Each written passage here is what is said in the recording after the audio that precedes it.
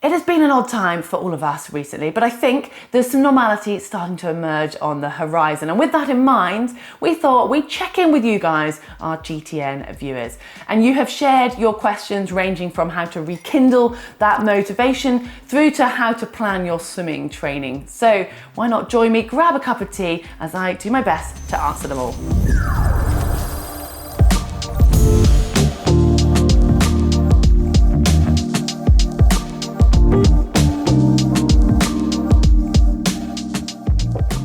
All right, we're going to start things off with this question from Harry. Hi GTN.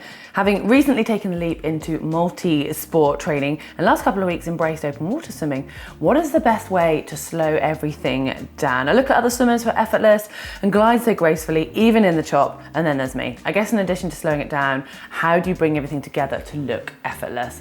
Well, to start with, Harry, it's great to hear that you've taken to open water, and I'm guessing you've come from a pool swimming background.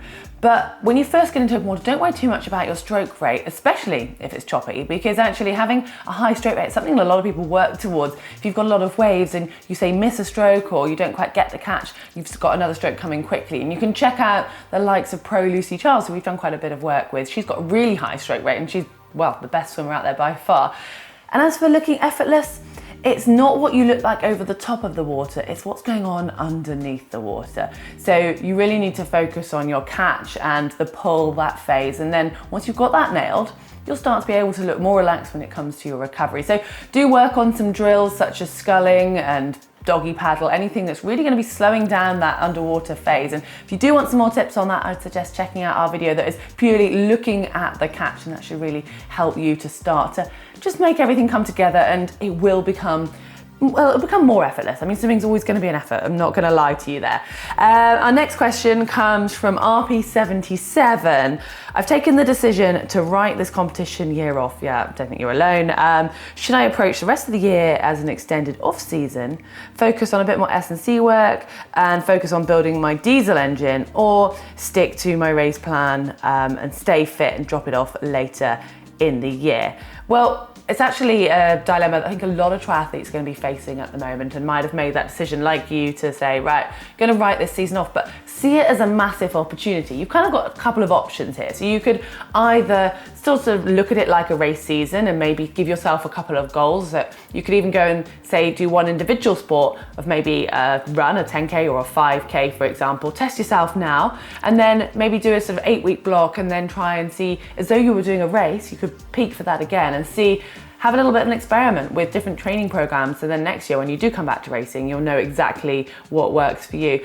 Alternatively, yes, you could go for sort of building the base, but I reckon you might start to get a little bit bored. And obviously doing S&C, that should be incorporated all year round, and now is the perfect time to really kind of nail that and get it sorted so that you can carry it on through the winter. But as for the sort of base of training, if you're doing that for a whole year, I feel that you might start to get a little bit stale. So my recommendation would be, yes, up that S&C and really get that sorted. You've got a program that works for you, but experiment over the summer and choose a target. If you do want some inspiration, then check out our 5K plan, when Mark and I went for 2 different options and obviously worked out that neither quite worked for us and we need something in the middle. But yeah, that's an 8-week program for 5K, so maybe give that one a go.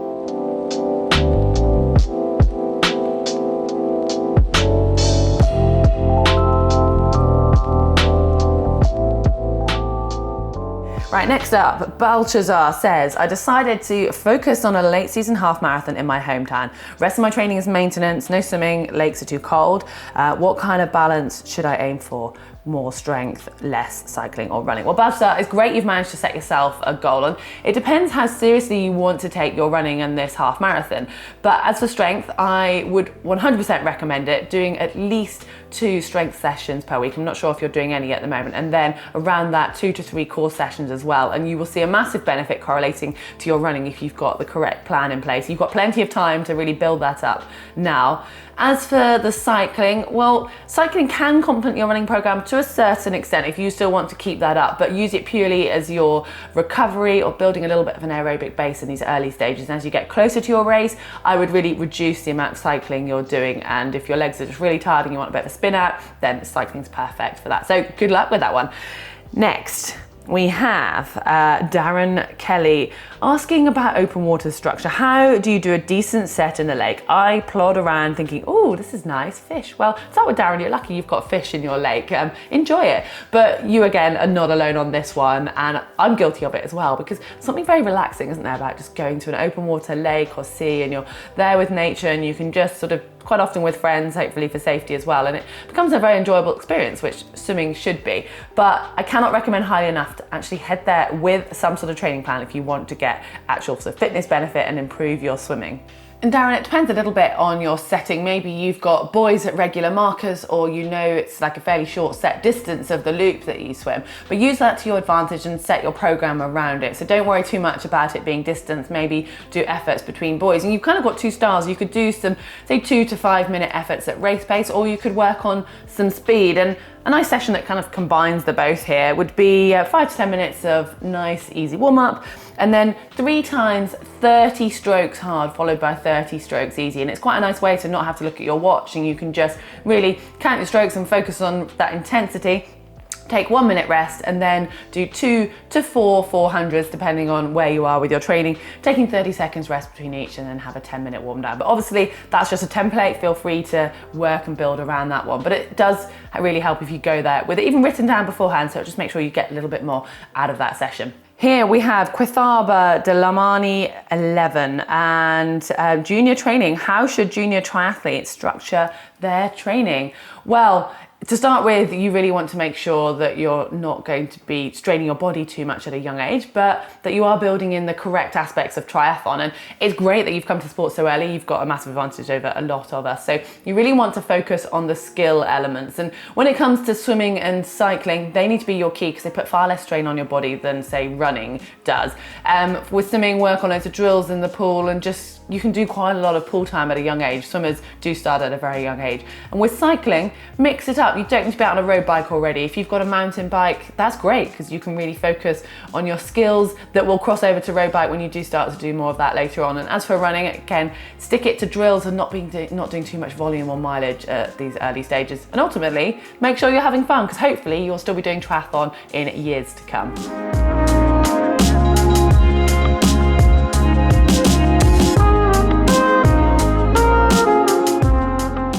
Now on the other end of the spectrum, Will Sparks, sorry, not an age, I don't know how old you are, Will. When to know that you are doing too much or just being a baby. I can never find that fine line when my body's actually telling me to take a break. Well, this is quite a crucial one, and also really difficult because it's so easy to overthink how your body's feeling. You could end up getting a little bit paranoid and just backing off at the sign of any niggle and not getting enough out of your training. Or on the other end of the spectrum, you could just carry on blundering through and ignoring all those niggles and getting injured. So there are a few actual tools out there now which can really help us to gauge that stress that we're putting our bodies through, because it isn't just our training stress, it's the overall stress load of our lives. So if you've got a very stressful job mentally or physically, and then obviously things that are going on in your social life as well as your training, and all of this combines to how your body is actually able to recover and adapt from your training. So very old school, but using your resting heart rate, you need to make sure you do it at the same time every morning and seeing if that alters at all, and if it goes up, that's a bit of a sign. However, that is normally starting to change when things are a little bit too late and your body is already maybe slightly overtraining or reacting to the stress you've put it under. There is something called heart rate variability, which we've done a couple of videos on, so check those out. And this measures the difference between, or the time between each heartbeat. And when that starts to change, that's an indication, a very early indication, that your body is either feeling really good or suffering from a little bit too much stress and might need to back off. And it's a really good indicator. A lot of smartwatches now use this. They might label it something else as recovery mode, or your ability to recover, or sort of your nightly recharge score. There's various options out there. So if you do have a smartwatch, check out what it offers you, and even you can have apps on your phone that can help you to measure that. So it is very much about listening to your body, but also listening to the devices that are out there. I mean, they are there for us to help us. And also writing a training diary, so recording how hard each session was, recording any metrics or times that you're hitting, and also just generally how you're feeling that day. And if you start to do that over a long period of time, you'll be able to see any patterns emerging which can help you gauge that effort level. And again, if you have a coach, well, hopefully that's their job and they'll help you too. Now we have Sarah Ellis. This is kind of similar. How should you manage a manual labour job and training? It's hard to know when to take a break, even though I haven't trained that day, mostly because I was tired from work. Well, Sarah, you are not alone. I know a lot of people have manual jobs. And again, it's that overall stress, and it doesn't have to just be mental stress or physical stress. It's a combination of both. And sometimes just from being at work, your body might be physically tired and you maybe aren't going to gain out of going training that day, or you need to actually think about what type of training. So aerobic, a low level short distance run, for example, is going to put a lot less stress on your body than doing some really killer set on the bike. So work out maybe if your days vary when you can fit your training around that, and try and plan ahead. And if you can, even try and do your training beforehand, before your body's really fatigued. But listen to those early signs and hopefully you can then get the most out of your training that way. But it's a tough balance, I'm not going to deny. Right, now we have Mike Denight Gino, and he's had a couple of years off after starting a family. Anxious to taking the bike back out on the road, in brackets, British roads and drivers aren't the best. Unlimited cycle paths, yes, we know. Any advice on how to get over the nerves and the fear? Well, Mike, I feel for you. I think a lot of us sadly have been knocked off our bikes at some point, and I had this experience and I was so nervous afterwards when I came back to the UK. And I just found, for me, the key was riding with someone else and being distracted in a good way. So getting a friend who can chat a lot, or you can chat to, and you can just distract yourself and ride either on their wheel or you're in front, so that it's just that safety in numbers. And I'd suggest to start with just going out with a small group, so maybe just 1 or 2 other people, and position yourself on the road where you feel more comfortable. If you can ride 2 abreast, then have them on the outside. That will naturally just start to bring out your confidence. If not, maybe you won't feel more comfortable in front, so that the cars behind will see them first. Obviously wear bright coloured clothing and lights. That will also help with your confidence. And start to plan your routes. So maybe if you know there's some roads that are quieter or you're more visible, then there's lots of apps out there to actually start planning routes or follow other people. And again, going with a club, I find that they'll tend to just go on the quieter roads anyway, because they know the area so well, and it's again another distraction. So good luck with that fear. I understand where you're at with it. And also maybe try a little bit of mountain biking if you've got any trails near you, and then you're well away from the cars and it's just your skills that are being tested. And now this one from Libuka98. As a newbie, should I continue practicing on my own or join a club if there is one? And how do you meet other people to train with? Yes, a club is a perfect situation for obviously meeting like-minded people, but also athletes of all abilities. And it doesn't matter if the other athletes are much better than you or not as good as you, you can still learn so much from each other, just from conversations in the changing rooms, or watching how people do things, or information that they might have tipped up, they might have picked up from races. There's just a lot you will naturally gain from training in a group, as well as obviously the social element, making it far more fun. So hopefully you want to go training, plus that motivation, because naturally training with others just seems to push you a little bit more. So if you do have the opportunity to train with a group, or even just another individual, doesn't matter if you're not quite the same pace, you can still really benefit from having that company. And yeah, mix it up a little bit if you can't get there all the time. But that's my personal recommendation anyway. So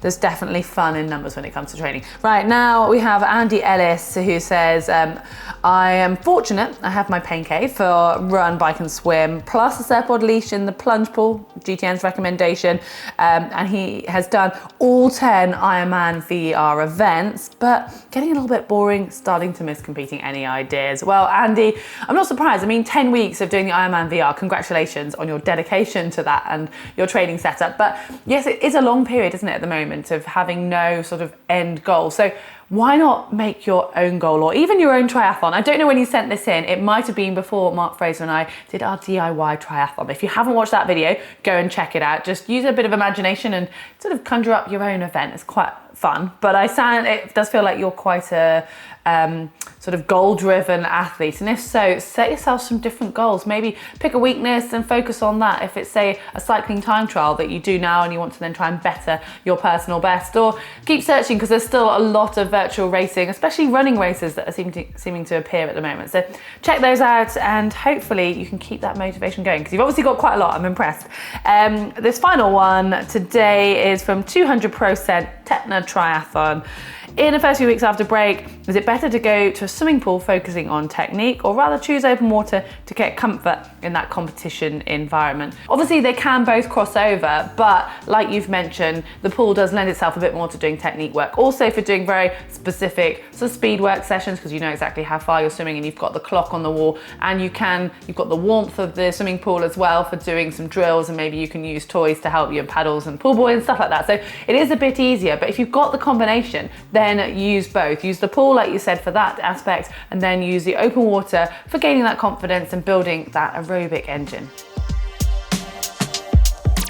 All right, guys, that is it for today's Ask. Thank you so much for all of you who did send your questions in. Hopefully we've kind of put you at ease a little bit in this just odd situation that we're all in triathlon and in the world at the moment. But keep an eye on GTN, because we've got plenty more training content coming, and as we do start to see the sign of races returning, we'll have more content that helps you prepare for that as well. So make sure you don't miss any by subscribing, and if you have enjoyed it, give us a like. And remember, you can check out our social media channels and give those a follow too.